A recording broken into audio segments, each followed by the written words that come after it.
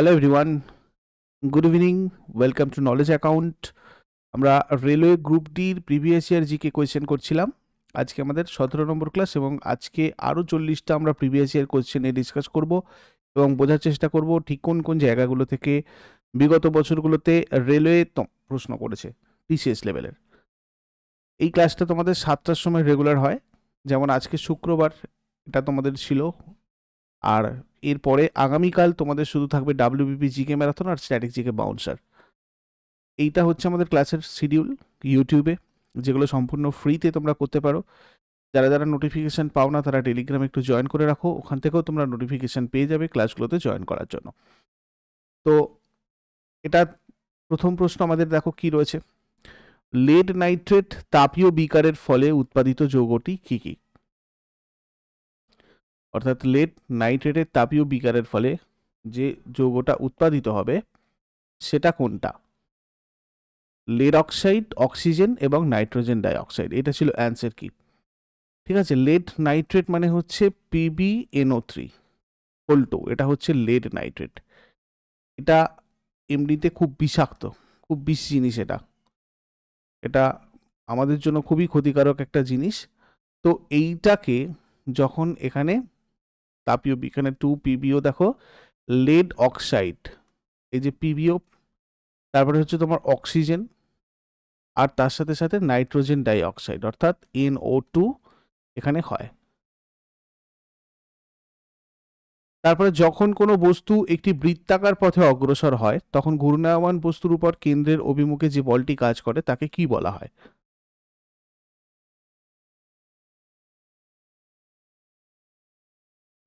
দেখো, এটাকে বলা হয় কেন্দ্রাভিমুখী বল। কেন্দ্রের অভিমুখে, অর্থাৎ এই বলটা এই ধরো একটা সুতোতে ঢিল পেতে ঘোরালে যে বলটা এটাকে ছেড়ে চলে যেতে দেয় না, এখান থেকে ছিঁড়ে চলে যেতে দেয় না, সেটাই হচ্ছে এই বল। নিচের কোন বিকল্পটি শৈল শহরের রাজকুমারী নামে পরিচিত?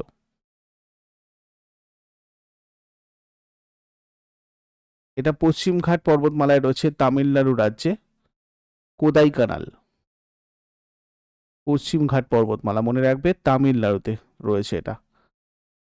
উদ্ভিদের নমনীয়তা ড্যাশ কলার জন্য হয়? কোন কলার জন্য উদ্ভিদের নমনীয়তা হয়, অর্থাৎ উদ্ভিদ নরম হয়? দেখো, এটা কোলেন কাইমা হয়, এটা মেনলি সেলুলোজ দিয়ে তৈরি। এক ধরনের প্রজনন যেখানে উদ্ভিদের দেহের একটি অংশ নতুন উদ্ভিদে পরিণত হয় তাকে ড্যাশ বলা হয়? অঙ্গজ জনন। অঙ্গজ জনন থেকে ঘুরিয়ে ফিরিয়ে অনেক প্রশ্নই তোমাদের এসেছে, এই জায়গাটা ভালো করে করে রাখবে তোমরা। মধুবনী চিত্রকর্মটি এক প্রকার ভারতীয় চিত্রকলা যেটি ভারতের ড্যাশ মিথিলা অঞ্চলে প্রচলিত রয়েছে। এটা অবশ্যই বিহারের একটা চিত্রকলা, খুব বিখ্যাত। পরের প্রশ্নে যাবার আগে সবাইকে বলে দিই, মান্থলি কারেন্ট অ্যাফেয়ার্স বা ইয়ারলি কারেন্ট অ্যাফেয়ার্স বা কারেন্ট অ্যাফেয়ার্সের মক টেস্ট একবারে পেতে চাইলে তোমরা কারেন্ট অ্যাফেয়ার্সের এই কোর্সটাতে জয়েন করতে পারো।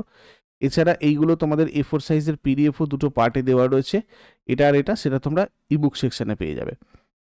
আর 25 তারিখ থেকে তোমাদের নতুন রেলওয়ে গ্রুপ ডির ফাউন্ডেশন ব্যাচ স্টার্ট হচ্ছে, তোমরা এটাতে জয়েন করতে পারো, এটা স্পেশালি রেলওয়ে গ্রুপ ডির জন্য। জাতীয় বেসামরিক সেবা দিবস ভারতে কবে পালিত হয়? 21শে এপ্রিল পালন করা হয় জাতীয় বেসামরিক সেবা দিবস। এটা প্রথম 2006 সালে হয়েছিল। ঠিক আছে, এটা মানে উপলক্ষ হচ্ছে ভারত সরকার এই দিনটাকে সিভিল সার্ভিস ডে হিসাবে পালন করে অ্যাকচুয়ালি। ঠিক আছে, জনসেবা, 21শে এপ্রিলটাকে জনসেবা বা সিভিল সার্ভিস ডে, সিভিল সেবা দিবস হিসাবে পালন করে থাকে। তো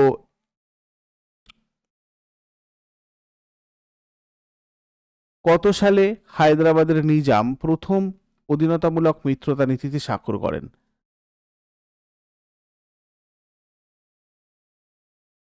এটা আমাদের লর্ড ওয়েলেসলির হস্তক্ষেপ না করার নীতি যেটা হয়েছিল সেইটা 1798-তে তিনি ভারতে ব্রিটিশ সাম্রাজ্য স্থাপনার বিস্তার করতে প্রয়োগ করেছিলেন।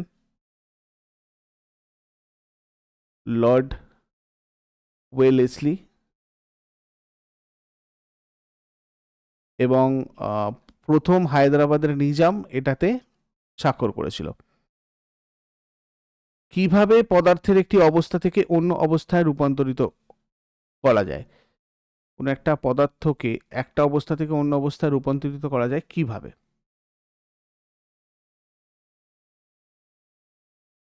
বিকিরিত তাপশক্তি শোষণ করে।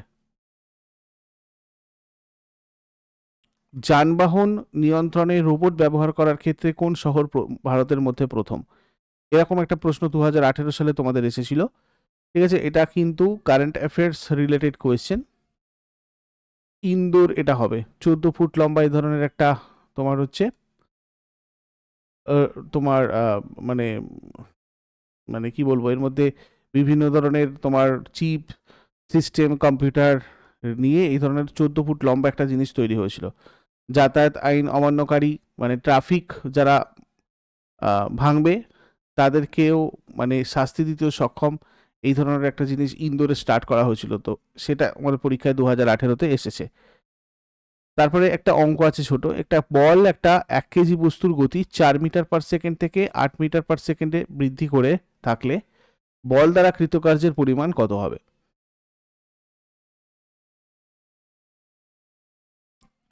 তো দেখো এখানে আমাদের বস্তুর ভর দিয়েছে 1 কেজি। আমরা ইউ যদি ধরি প্রাথমিক গতিবেগ, এটাকে আমরা প্রাথমিক গতিবেগ বলি। ঠিক আছে, তো এটা হচ্ছে আমাদের 4 মিটার পার সেকেন্ড, তাই তো? আর ভি কত দিয়েছে? চূড়ান্ত গতিবেগ 8 মিটার পার সেকেন্ড দিয়েছে। এবার ধরো ডাব্লিউ যদি টোটাল আমরা বার করতে চাই, নেট ডাব্লিউ যদি আমরা বার করতে চাই, তাহলে সেক্ষেত্রে কি হবে? Half M V square minus half M U square. অর্থাৎ এখানে আমরা যদি লিখি হাফ, এমটাকে কমন নিই, V square minus U square, অর্থাৎ হাফ ইন্টু 1 বাদ বাকি এখানে তোমার ভি স্কোয়ার ইউ স্কোয়ার মানে 8-এর স্কোয়ার মাইনাস 4-এর স্কোয়ার হবে। তাহলে এখানে হাফ ইন্টু 1 ইন্টু 64 থেকে বাদ দিতে হবে আমাদেরকে 16। তাহলে হাফ ইন্টু 1 ইন্টু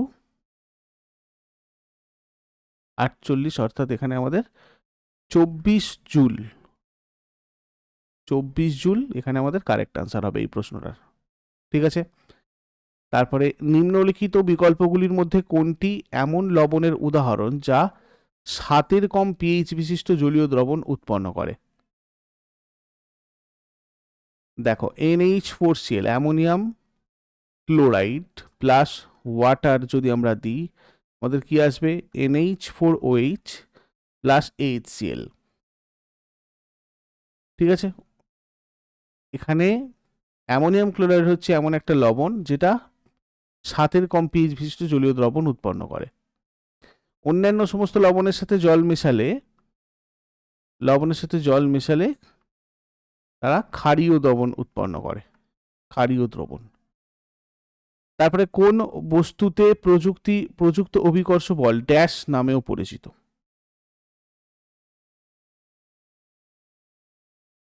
ওজন আর ভার, যেটাকে আমরা mg বলি, যে বল দ্বারা পৃথিবী কোনো বস্তু তার নিজের দিকে আকর্ষণ করে সেটাকে আমরা বলি ওজন বা ভার। এটাকে আমরা স্প্রিং তোলার সাহায্যে মেপে থাকি। তারপরে নিম্নলিখিত কোন প্রক্রিয়াতে বায়ুর মধ্যে অক্সিজেন নির্গত হয়? সালোক সংশ্লেষ প্রক্রিয়ায় আমরা জানি বায়ুর মধ্যে অক্সিজেন নির্গত হয় এবং গাছ এই সালোক সংশ্লেষের সাহায্যে নিজেদের খাদ্য তৈরি করে। তারপরে যতক্ষণ কোনো বস্তুর উপর ভারসাম্যহীন বল প্রয়োগ করা হয় ততক্ষণ তার কিসের ক্রমাগত পরিবর্তন ঘটে? এটা একটা খুব কনসেপচুয়াল প্রশ্ন দিয়েছিল তোমাদের আরআরসি গ্রুপ ডি 2018-তে।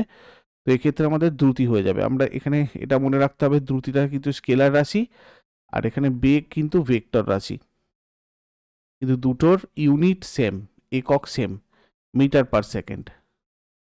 নিচের কোন প্রাণী শব্দোত্তর তরঙ্গ অর্থাৎ আল্ট্রাসাউন্ড উৎপন্ন করতে পারে?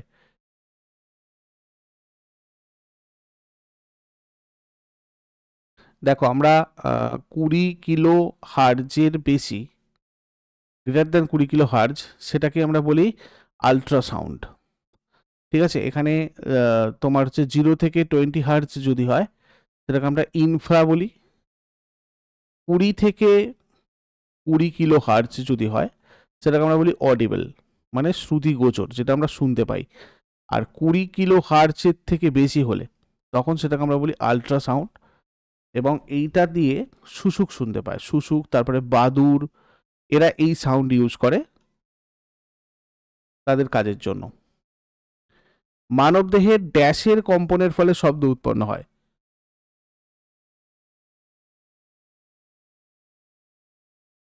আমাদের যে ভোকাল কর্ড থাকে, স্বরতন্ত্রী থাকে, সেটার কম্পনের ফলে শব্দ উৎপন্ন হয়। তারপরে দেখো পরমাণুর কোন অংশে তড়িৎ প্রবাহ থাকে। তো এখানে আমরা জানি, দেখো ইলেকট্রন, প্রোটন আর নিউট্রন এই তিনটে থাকে, যার মধ্যে নিউক্লিয়াসের মধ্যে থাকে প্রোটন আর নিউট্রন। প্রোটনটা হচ্ছে পজিটিভলি চার্জ, আর এটা হচ্ছে নেগেটিভ, সরি, নিস্তড়িত। আর বাইরে থাকে হচ্ছে ইলেকট্রন। এটা আমাদের তড়িৎ প্রবাহ করে। একটা পরিবাহীতে ইলেকট্রন যদি এইদিকে প্রবাহিত হয়, যদি আমরা বিভব প্রভেদ দিয়ে দিই, একটাতে মানে একটা উচ্চ একটা নিম্ন বিভব প্রভেদ, ইলেকট্রন যেদিকে যাবে কারেন্ট ঠিক তার উল্টো দিকে প্রবাহিত হয়। নীতি আয়োগ কোন সংস্থাকে প্রতিস্থাপিত করেছে? এই প্রশ্নটা তোমাদের এসেছিল 2014 সালে, আমরা জানি নীতি আয়োগ তৈরি হয়েছিল। যোজনা কমিশন, এখানে দেখো চারটের মধ্যে আমরা যোজনা কমিশনটাই বলবো, বা এখানে যদি তোমার ফিনান্সিয়াল অর্থনৈতিক পরিকল্পনা থাকতো সেটাও বলতে পারতাম। এর পুরো নাম কি? ন্যাশনাল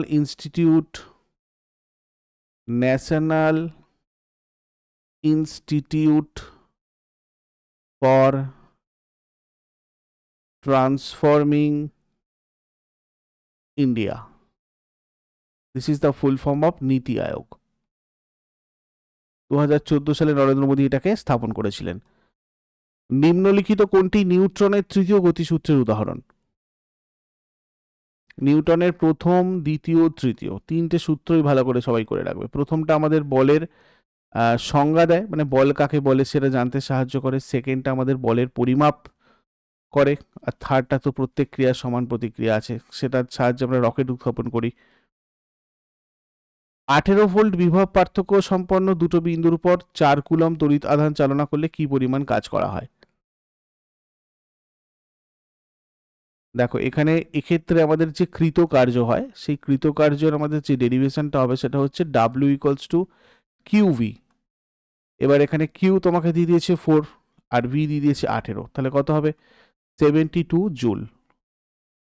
ওকে, অপশন বি। তারপরে নিম্নলিখিত কোনটি কঠিন, তরল এবং গ্যাসীয় আকারে বিদ্যমান থাকতে পারে? কঠিন, তরল আর গ্যাসীয় আকারে বিদ্যমান থাকতে পারে অধাতু। নিম্নলিখিত কোন মৌলের রাসায়নিক সংকেত লাতিন থেকে উদ্ভিদ হয়েছে? আয়রন।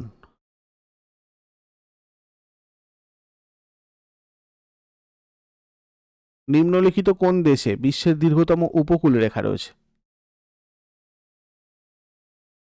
বিশ্বের দীর্ঘতম উপকূল রেখা হচ্ছে কানাডাতে রয়েছে।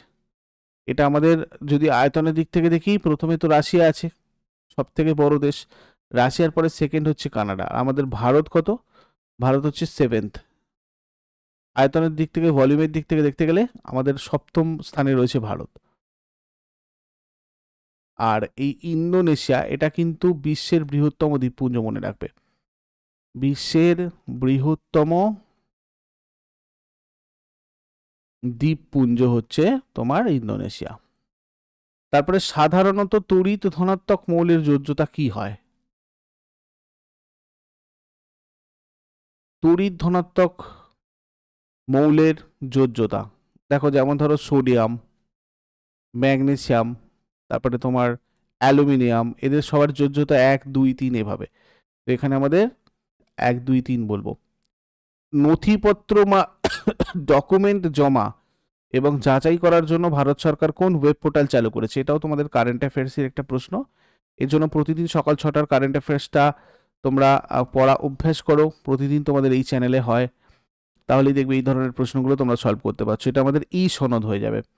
তারপরে সার্বজনীন অভিকর্ষজ ধ্রুবকের এসআই একক কি? সার্বজনীন অভিকর্ষজ ধ্রুবকের এসআই একক হয়ে যাবে নিউটন মিটার স্কোয়ার কেজি পার কেজি স্কোয়ার। এখানে আমরা সার্বজনীন অভিকর্ষজ ধ্রুবক বলতে কোনটাকে বুঝি?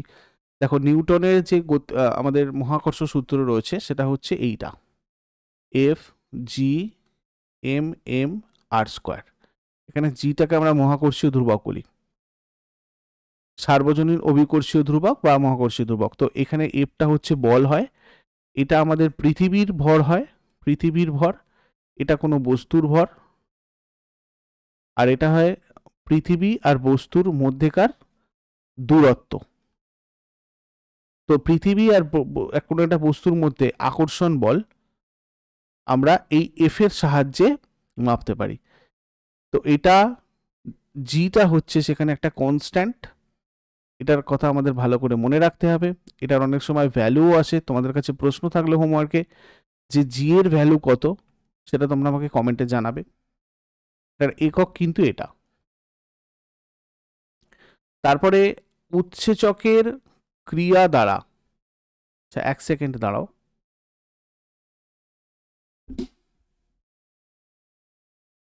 আচ্ছা ঠিক আছে। উৎসেচকের ক্রিয়া দ্বারা কোনো জৈব যৌগ থেকে ক্ষুদ্র অণু প্রস্তুত করতে সংঘটিত ধীর রাসায়নিক পরিবর্তনটিকে কি বলা হয়? এটাকে বলা হয় সন্ধান। 12 গ্রাম অক্সিজেনের মধ্যে কত মোল রয়েছে?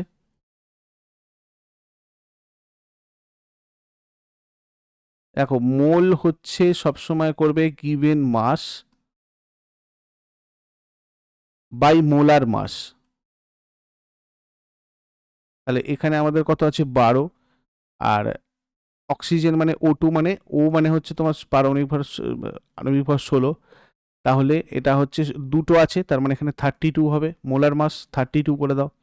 এটাকে তোমাদেরকে ক্যালকুলেশন করতে হবে। তো দেখো, এটাকে আমরা যদি করি 4 3 12 4 8 32, তাহলে 3/8 যদি হয়, এখানে আমাদের 3 বসিয়ে দাও, দশমিক দাও, শূন্য দাও,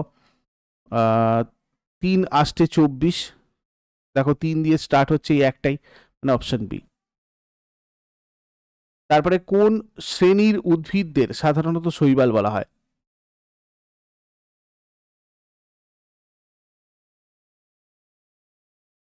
সমাঙ্গদেহীদের শৈবাল বলা হয়। ক্ষার সম্পর্কে নিচের কোন তথ্যটি সঠিক নয়? জলীয় মাধ্যম বা গলিত অবস্থায় OH আয়নকে, মানে হাইড্রক্সিল আয়নকে সজ্জিত করে। এটা সত্যি নয়, বাদ বাকি যেগুলো সত্য সেগুলো দেখে নাও, বা যেগুলো সঠিক।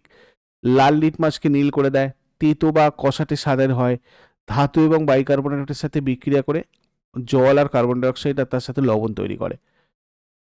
ডান অলিন্দ এবং ডান নিলয়ের মাঝে ডান অলিন্দ নিলয় প্রাচীরে উপস্থিত কপাটিকাটাকে কি বলা হয়? এইগুলো খুব আসে, ঠিক আছে, কোনগুলো? দ্বিপত্র কপাটিকা, ফুসফুসীয় কপাটিকা কোনটা, ঠিক আছে, ত্রিপত্র কপাটিকা কোনটা? তো এক্ষেত্রে আমাদের যেটা হবে সেটা হচ্ছে ত্রিপত্রক কপাটিকা। কোন জনন প্রক্রিয়াতে অধিক বৈচিত্র্য পরিলক্ষিত হয়? যৌন জননে সব থেকে বেশি মানে বৈচিত্র্য পরিলক্ষিত হয়। তারপরেও একটা অঙ্ক আছে, একটি 10 কেজির বস্তু 4 মিটার উচ্চতা থেকে পতিত হলো, বস্তুর উপর ক্রিয়ারত অভিকর্ষ বলের দ্বারা কৃতকার্য কত হবে? এখানে জি এর ভ্যালুটা তোমাদের 10 মিটার পার সেকেন্ড স্কোয়ার দিয়ে দিয়েছে। তো এটাকে আমরা কিভাবে করব? দেখো, জি মানে অ্যাকচুয়ালি এখানে আমাদের হচ্ছে তোমার MGH ক্যালকুলেশন করতে হবে, তাই তো? তাহলে MGH ক্যালকুলেশন করলে এখানে 10 আছে, জি মানে আমাদের 10 দিয়ে দিয়েছে, আর এখানে 4 মিটার উচ্চতা দিয়ে দিয়েছে, তাহলে কত হবে? 400 হয়ে গেল। কারেক্ট আনসার 400 কি হবে? জুল। তারপরে খাদ্য নিরাপত্তা এবং মান নির্ণয় কর্তৃপক্ষ, মানে food safety and standard authority, সদর দপ্তর কোথায় আছে এটা তোমাদের জিজ্ঞাসা করা হয়েছে। এই ধরনের ইন্ডিয়ান যে অর্গানাইজেশনগুলো আছে এগুলো সদর দপ্তরগুলো তোমরা করে রাখবে। এটা আমাদের নয়াদিল্লি হয়ে গেল। 0.6 মল হাইড্রোজেনের পরমাণুর ভর কত? 0.6 গ্রাম। একটি কণাকে দেখো এইটা কিভাবে হয়, এটাও প্রদত্ত ভর বাই মোলার ভর হয়। ঠিক আছে, এখানে প্রদত্ত ভর আর মোলার ভর, মানে 0.6 এখানে হাইড্রোজেনের কথা বলেছে। ঠিক আছে, তাহলে এখানে সি, যে দেখো মোল কাকে বলবো আমরা, কোনো পদার্থের যে পরিমাণ উপাদান কণিকার সংখ্যা C12 যে আইসোটোপ তার 12 গ্রাম, 12 গ্রাম মানে 0.012 কেজি পরিমাণে থাকা কার্বন পরমাণুর সংখ্যার সাথে সমান হয়, সেই পরিমাণকে ওই পদার্থের 1 মোল বলে। তাহলে মোল ইকুয়ালস টু প্রদত্ত ভর বাই মোলার ভর, এটা আমরাও আগেই বলেছি। তাহলে 1 মোল হাইড্রোজেন, তার মধ্যে 1 গ্রাম হাইড্রোজেন পরমাণু থাকবে, যার অর্থ হচ্ছে 0.6, মানে এর হাফ। তারপরে একটি কণাকে উলম্বভাবে 0.8 গতিতে নিক্ষেপ করা হলো, যেটা হচ্ছে, এটা হচ্ছে তোমার ভিই মানে এসকেপ ভেলোসিটি অ্যাকচুয়ালি। ঠিক আছে, তো এটা হচ্ছে তার মুক্তিবেগ। এবার পৃথিবীর ব্যাসার্ধ যদি আর হয়, তাহলে কণা কর্তৃক অর্জিত সর্বোচ্চ উচ্চতা কত হবে? এখানে দেখো, যখন নিক্ষেপ করা হচ্ছে, অর্থাৎ নিক্ষেপের সময় আবদ্ধ শক্তি কত? কাইনেটিক এনার্জি কি হয়? Half mv²। এখানে এমটা ভর, ভিটা গতিবেগ। তো এখানে দেখো ভি ইকুয়ালস টু, তাহলে আমাদের কি হবে? V equals to √0.8 into ভিই escape velocity, যাকে আমরা অ্যাকচুয়ালি √2gm/r দ্বারা প্রকাশ করে থাকি। তাহলে কে ই ইকুয়ালস টু আমাদের কি দাঁড়াচ্ছে? Half into M into 0.8 into 2gm/r। এখন এই যে এইটা দেখো, পৃথিবী পৃষ্ঠে থাকাকালীন কোনো বস্তুর মধ্যে স্থিতিশক্তি আবদ্ধ থাকে, কারণ অভিকর্ষ জি বস্তুটিকে কেন্দ্রের দিকে টানতে থাকে। জি মানে এই জি এর কথা বলছি, মানে অভিকর্ষ যে ত্বরণ হয়। তো এবার যদি মানে উচ্চতা, ধরো এখানে আমরা দেখলাম যে ধরো এই যে GMR/R, ঠিক আছে, GMM আমরা একটু আগে মহাকর্ষ সূত্রতে বলছিলাম GMM/R, তো সেটা এই ক্ষেত্রে মাইনাস। এবার ধরো এটা, তাহলে আমাদের কি হবে? Minus equals to minus GMM, আরটার জায়গায় আমরা কি বলবো? R+H বলবো। এখানে আরটা কিন্তু পৃথিবীর ব্যাসার্ধ হয়ে যাবে, তার সাথে H করে দেবো। ঠিক আছে, এখানে এমটা হচ্ছে তোমার পৃথিবীর ভর, এবার সেটাও কনস্ট্যান্ট। তো এখানে শক্তির সংরক্ষণ অনুযায়ী আমরা যেটা পাই সেটা হচ্ছে -GMM/R plus 0.8 mmR equals to -GMM/R+H by R+H। ঠিক আছে, এবার এখান থেকে আমরা ধরো জিএমএম গুলো যদি বাদ দিই, ধরো এদিকে জিএম আছে, এখানেও জিএমএম, মানে জিএমএম পুরো বাদ দিয়ে দিচ্ছি, তাহলে আমাদের এইখান থেকে দাঁড়াচ্ছে কি? এখান থেকে দাঁড়াবে আমাদের কোনটা?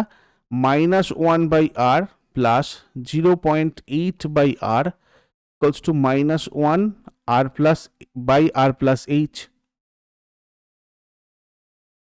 R+H। তাহলে H ইকুয়ালস টু আমাদের কি দাঁড়াচ্ছে?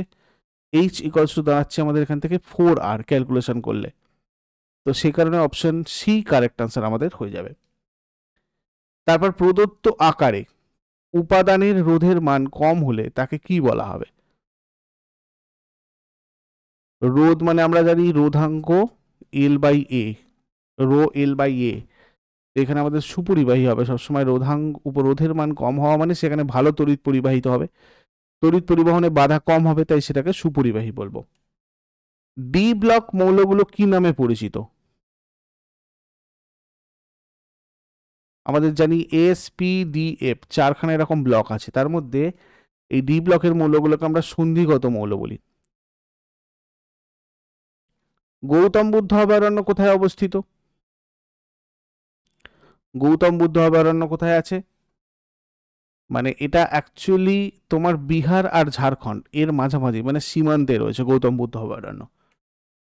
তো এই প্রশ্নগুলো আজকে থাকলো। আবার আগামীকাল তোমাদের যেরকম হয় সকাল বেলা বিকালবেলা যেরকম ক্লাস হয়, টেলিগ্রামে যুক্ত থেকো, তোমাদের ক্লাসগুলো নোটিফিকেশান চলে আসবে। আর নতুন যারা রেলওয়ে গ্রুপ ডি ব্যাচে জয়েন করতে চাও বা জেনারেল স্টাডিজ ব্যাচে জয়েন করতে চাও অথবা নিপুণ ব্যাচে জয়েন করতে চাও কিংবা বুলেট অথবা পরিবর্তন কিংবা প্রাপ্তি এগুলোতে জয়েন করতে চাইলে, কনসাল্ট করতে চাইলে এই নাম্বারে তোমরা হোয়াটসঅ্যাপ অথবা কল করে যোগাযোগ করে নিও। Thank you so much, take care, good night.